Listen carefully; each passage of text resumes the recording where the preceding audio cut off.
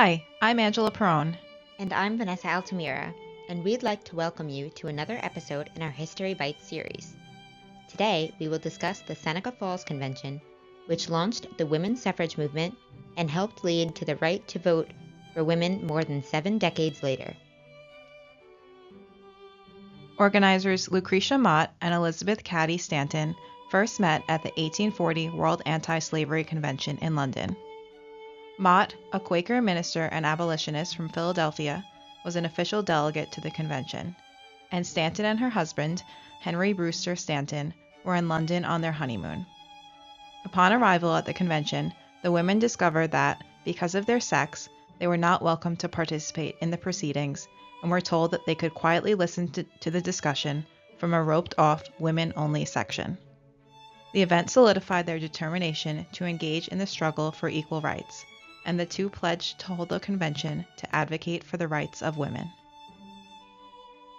On July 9, 1848, Mott, Stanton, Mary Ann McClintock, Martha Coffin Wright, Mott's sister, and Jane Hunt gathered for tea at Hunt's home in Waterloo, New York. McClintock, Wright, and Hunt were, like Mott, members of the Society of Friends, Quakers, a religious group that committed to simplicity, honesty, equality, and community. Nevertheless, the Quaker women were frustrated, as was Stanton, with the overall position of women in American society. Together, the five women drafted a notice to announce a convention to discuss the social, civic, and religious condition and rights of women around Hunt's tea table. The Declaration of Sentiments was the Seneca Falls Convention's manifesto that described women's grievances and demands. Written primarily by Elizabeth Cady Stanton, it distilled the importance of the Seneca Falls Convention for women to fight for their constitutionally guaranteed right to equality as U.S. citizens.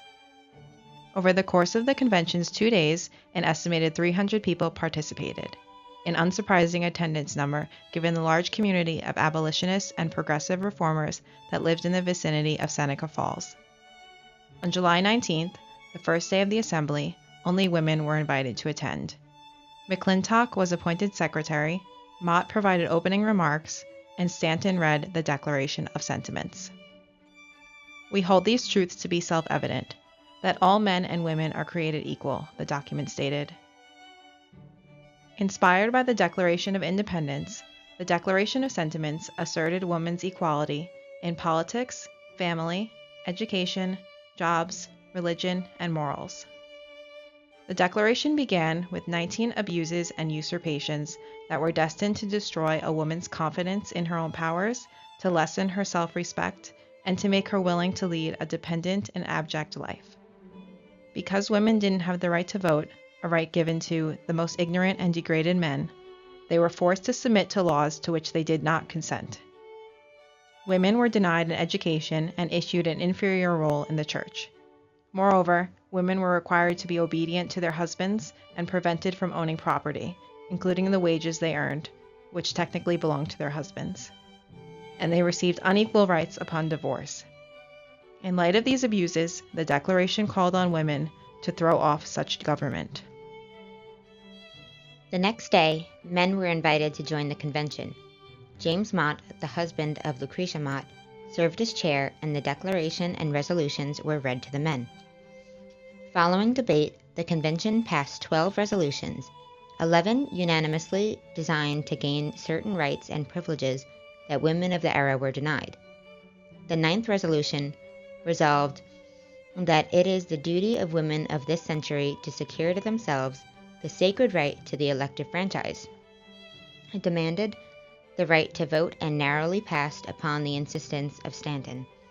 In the end, 68 women and 32 men signed the Declaration of Sentiments, although many of the signatories later withdrew their names because of the intense ridicule and criticism they received after the document was made public.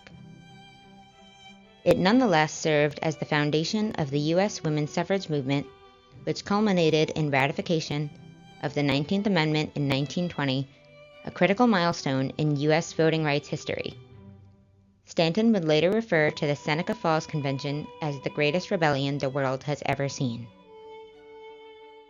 In New York and across the U.S., newspapers covered the convention, both in support and against its objectives.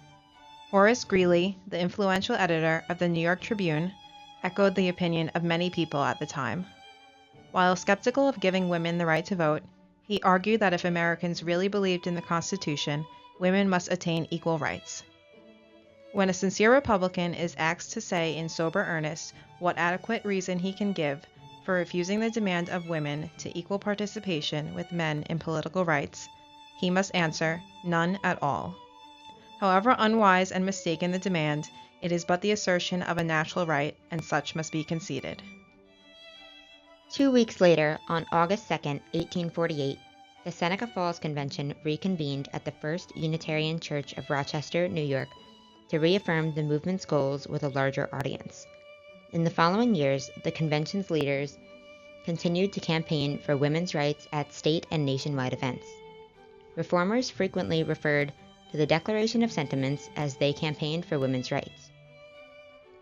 Between 1848 and 1862, the participants of the Seneca Falls Convention used the Declaration of Sentiments to employ agents, circulate tracts, petition the state and national legislatures, and endeavor to enlist pulpit and the press in our behalf.